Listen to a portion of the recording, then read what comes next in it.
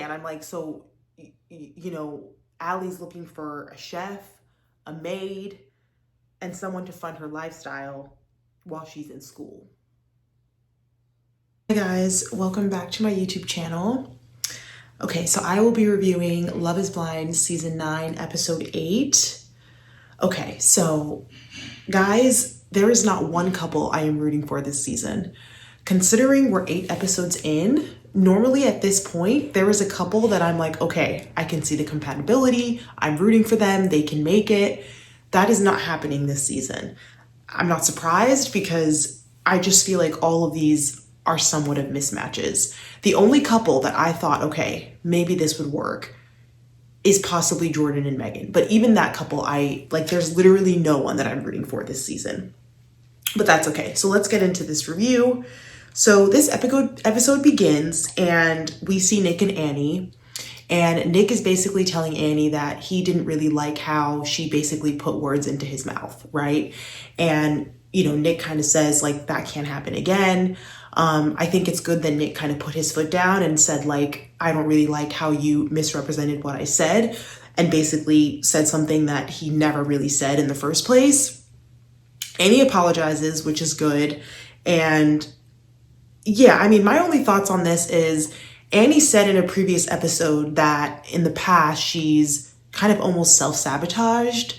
And I just hope she doesn't do that again with Nick. I feel like things are going pretty well and there are some behaviors and things that Annie's doing and I'm just kind of wondering why, So I just hope that in this instance with Nick, she won't be the one to mess it up, if that makes sense. So then we go over to Joe and Madison and, Madison basically tells Joe that she's not really feeling nervous about the next steps that come in this process. She's embracing it. It seems like she's almost like just ready for what's to come. She wants to meet family, merge their lives together. She's not really feeling the nerves. If anything, she's like just almost like excited for the next step.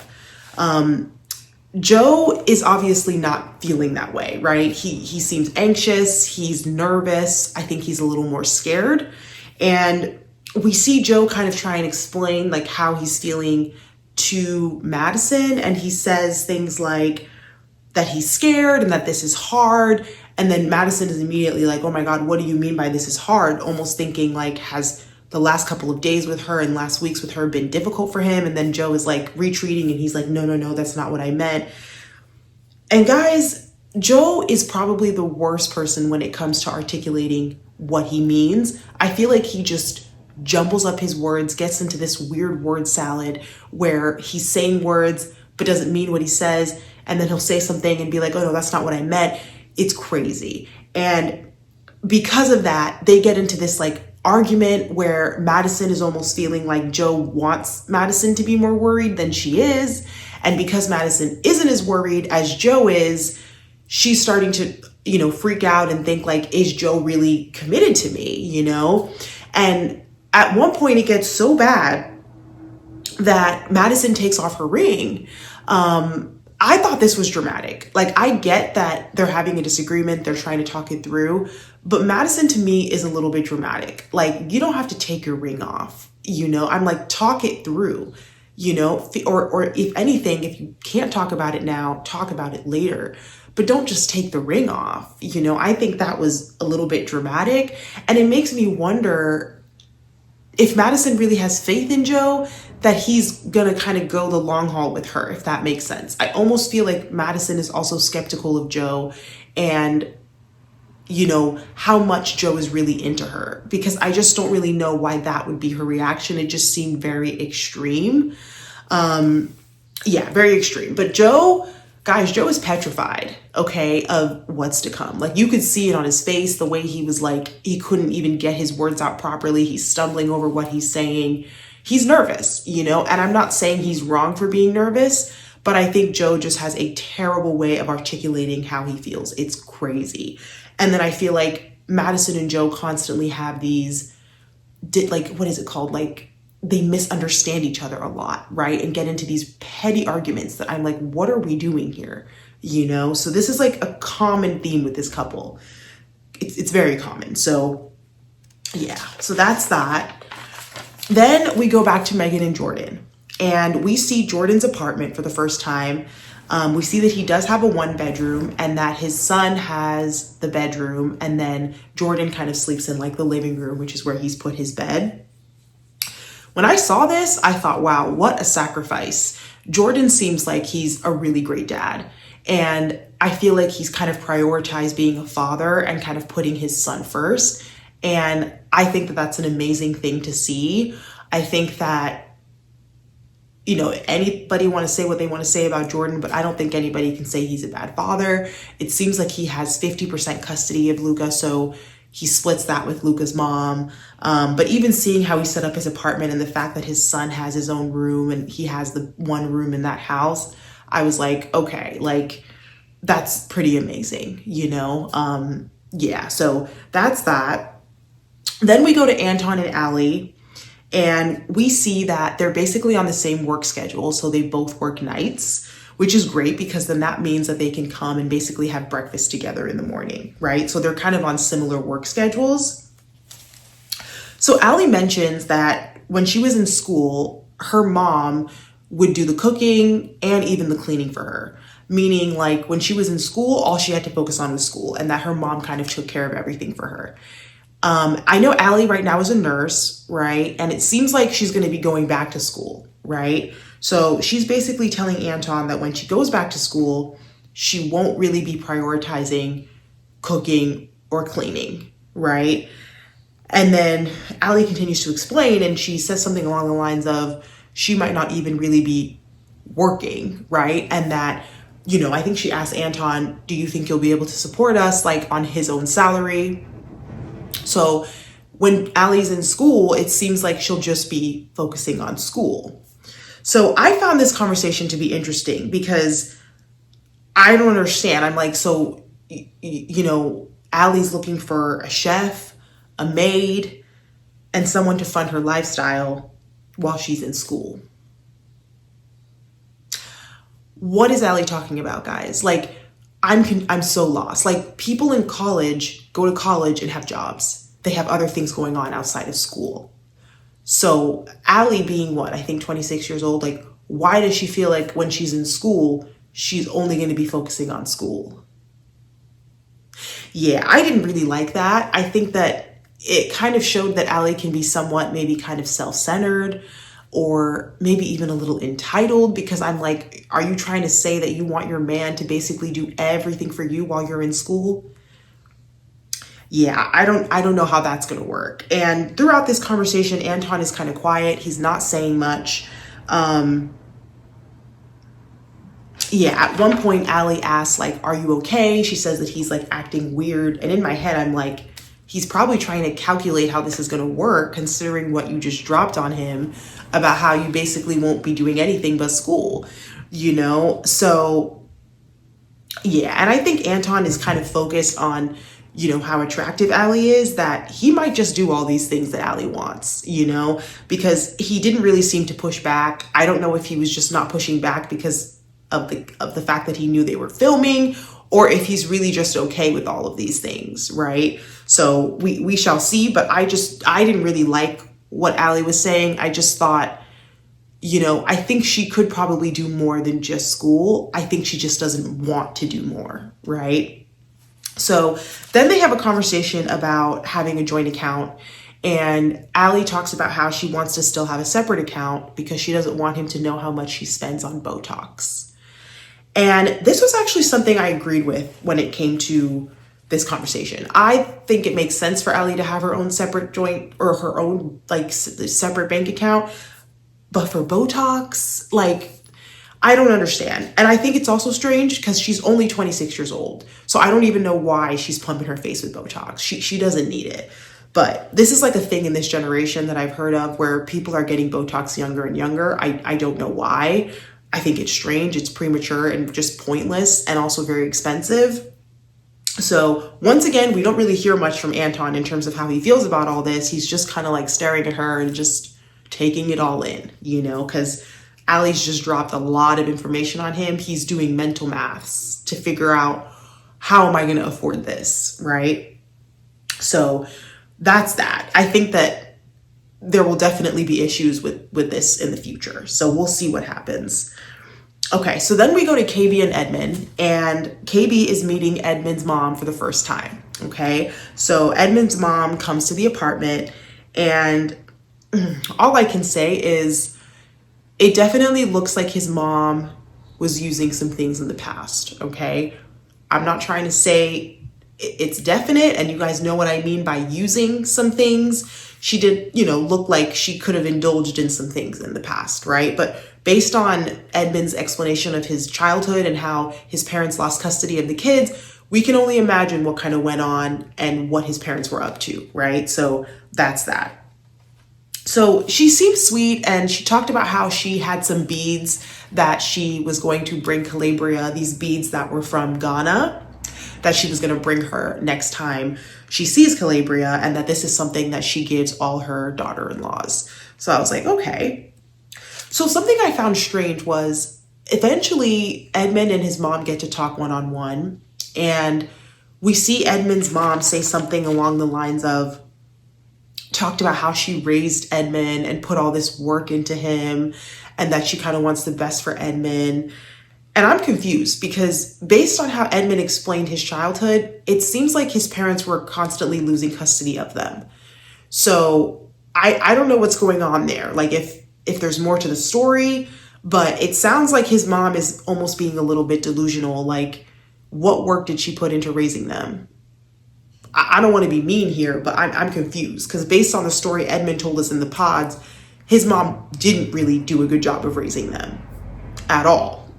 So I did find that odd, and obviously like Edmund is not really correcting her in any way. So it just makes me wonder like what his relationship is like with his mom, and if any of these past issues and traumas and things he's gone through have really been healed, right? Because I'm like, I hope they're not living in this delusional land of just not being upfront and honest about what actually happened to him when he was a kid.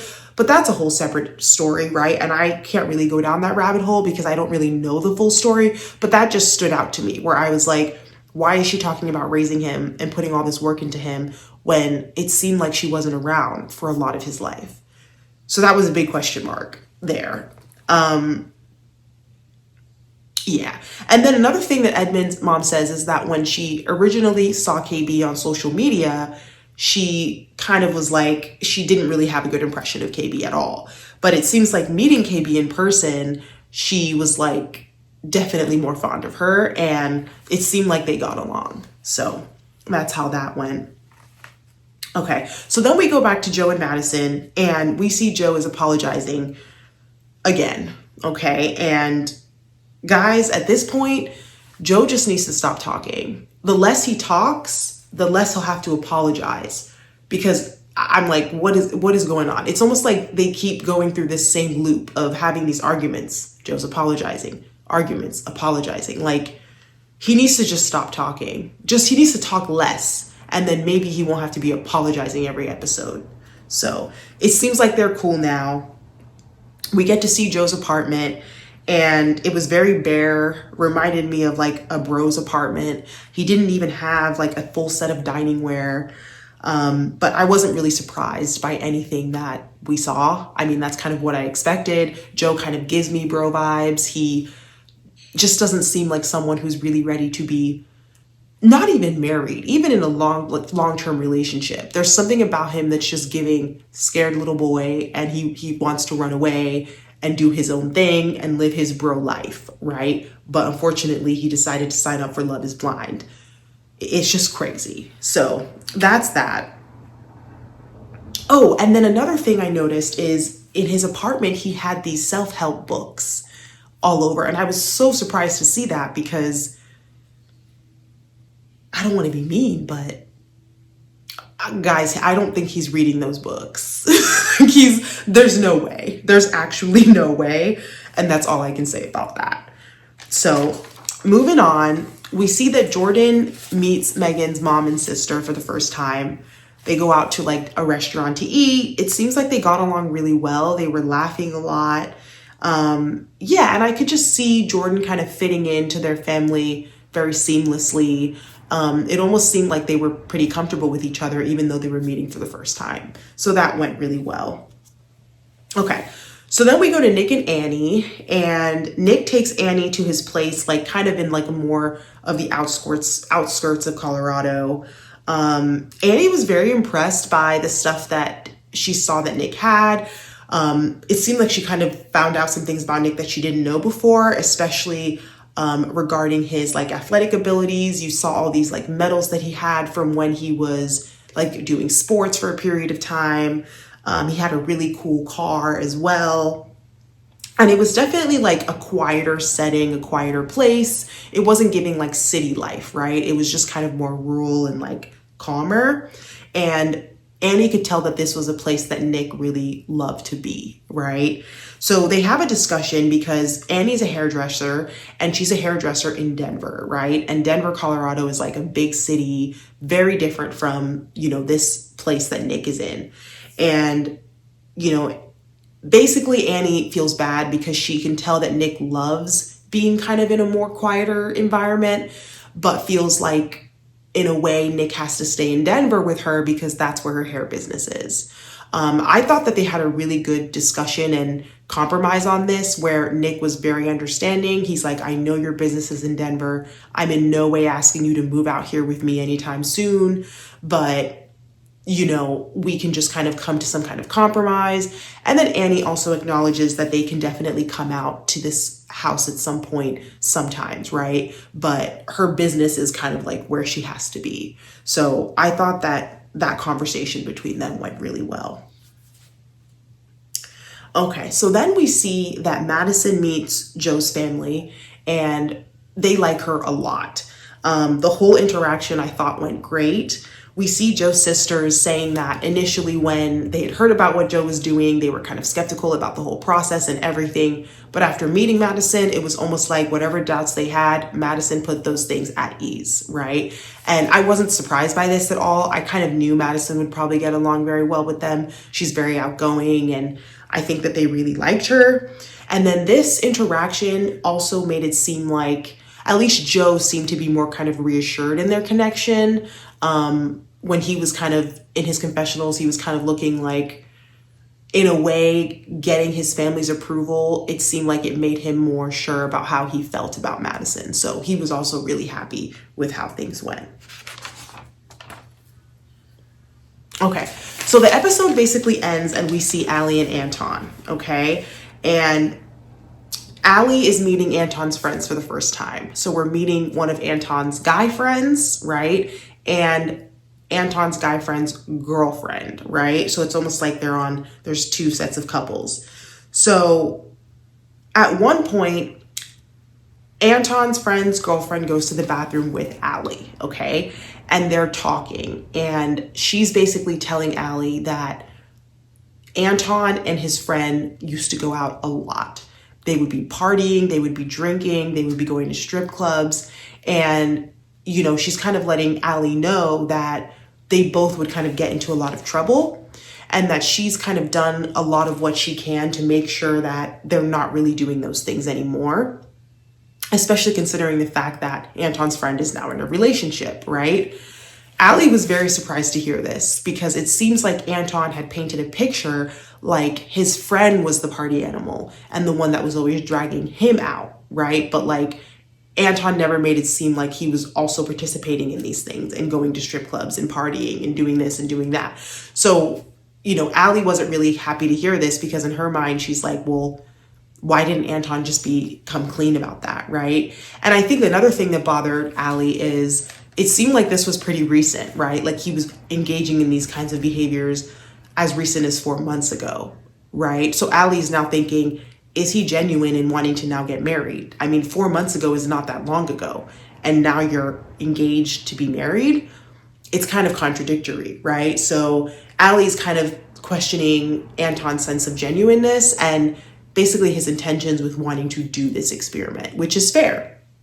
So basically that's how that episode ends. And I'm sure we'll kind of see what happens with them in the next episode. Please like, comment, and subscribe. I will be reviewing the next episode. Thanks for watching, guys. Bye.